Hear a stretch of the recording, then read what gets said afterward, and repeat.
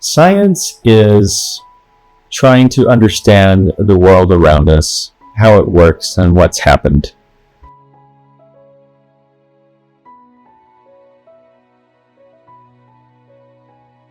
Scientific literacy is really important to us because we live in the information age, but we're swamped with information, and if we don't know how to decide what information is valid, what information is good science, that we don't know how that can help us.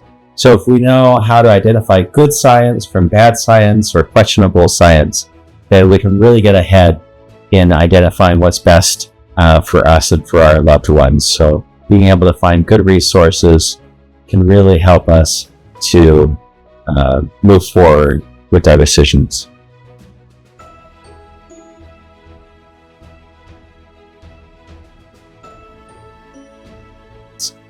That is very true. Everybody is trying to convince us to do one thing or another thing. If we want to make our own decision, we have to be able to decide for ourselves if the information is valid or not.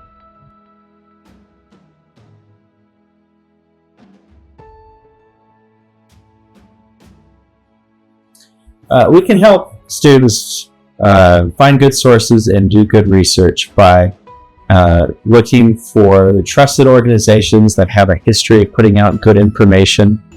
If a source has information that looks questionable in the past, something they put out now might be questionable as well. And so you have to look and see, do they have information about where their data comes from? Do they show that it has been published through, say, an academic journal which has standards of publication? Is it something that's been published through a well-recognized institution? And the reason that's important is because these institutions have quality control processes to make sure that the information has been checked and validated before it's put out there, and then you can see where the information comes from. At an elementary level, I would start by looking at good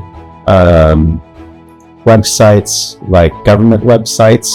Lots of times have good information, so a lot of times they'll end in .gov. You can go to encyclopedias. Even Wikipedia has some good information, but they'll have links to other information that is good.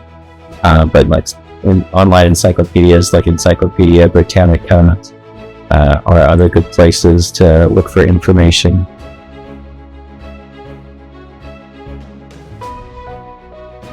It's important to foster scientific literacy in our classrooms by teaching about sources of information. Now it's easy to look up what information is, but in a classroom, if you teach about where information comes from, it helps the students to learn about that process. So you can show that the whole process of learning, it's about how we know what we know, not just what we know.